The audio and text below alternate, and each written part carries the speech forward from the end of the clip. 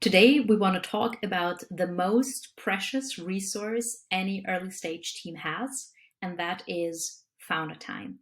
What do the most important people at that company in that stage spend their days on? And we think it is of huge importance because there are so many competing things you can do at the same time.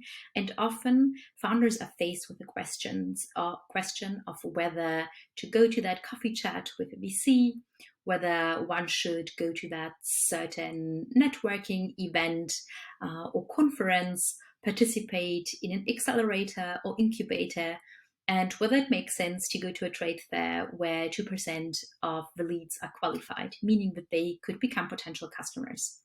And we have answered that question in the following way. First, we looked at the median valuations in Europe of startups at the angel, pre-seed stage, and seed stage, and derived from that further how much our time is worth.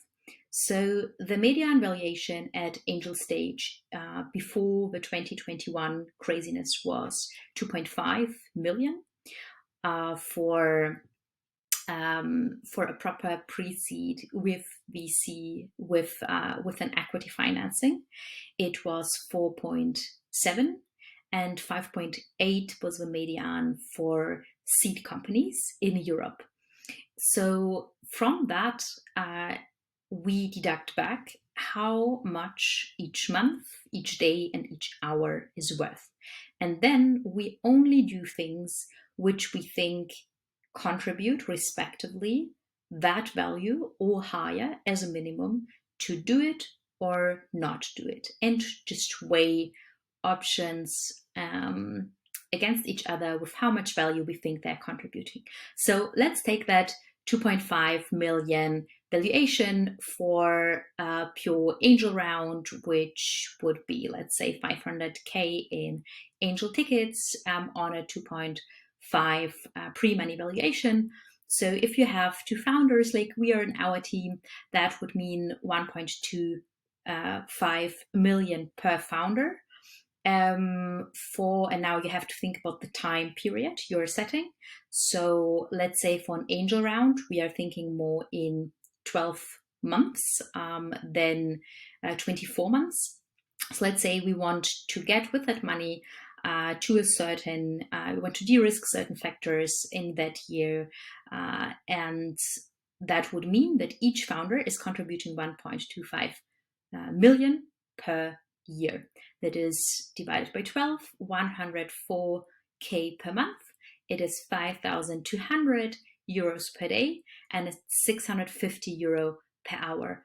So if you think about it that way, it might make it much easier to think about what a minimum ticket size for an angel should be until you take them on board, right? If somebody wants to argue and discuss your venture for 10 hours before investing, but your hour is worth 650 euro, and this is the absolute lowest possible border I think anybody building a VC-backed company should set themselves, then it just might not be the right person if we're talking about a 1,000 euro ticket. So let's say we are talking about a seed round with a 6 million valuation.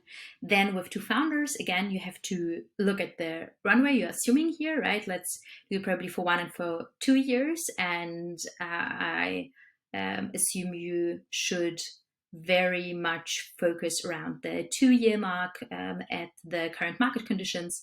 So 6 million divided by two founders is 3 million per year. If you look at a 24-month runway, we're looking more of a contribution of 1.5 million per year per founder for a 25-month race. It's 12K per day or 6K per day respectively, and 1,500 euro per hour or 750 euro per hour respectively. So we hope that this helped you to make more thought through decisions on how to spend your time as a founder.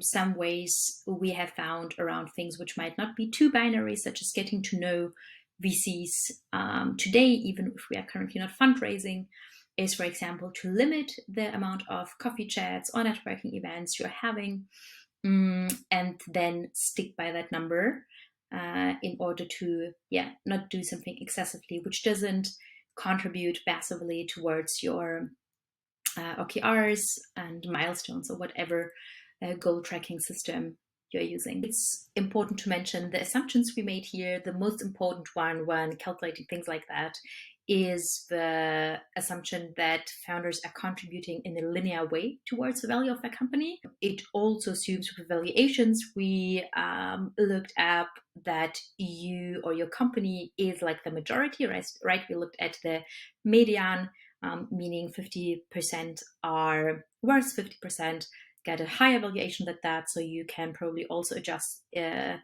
your thinking in terms of where on that spectrum you are.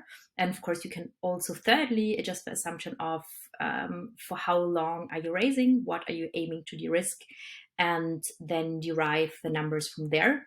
So I think it's very, very important. The numbers we've shown are just the low, are like the most, depending on where, again, within the assumptions you lie, are very low or more towards the lower spectrum, especially like the angel rounds we mentioned, but they might go up much higher depending on where on your assumptions you lie, and you should spend and think about spending your time respectively. Hope that helped.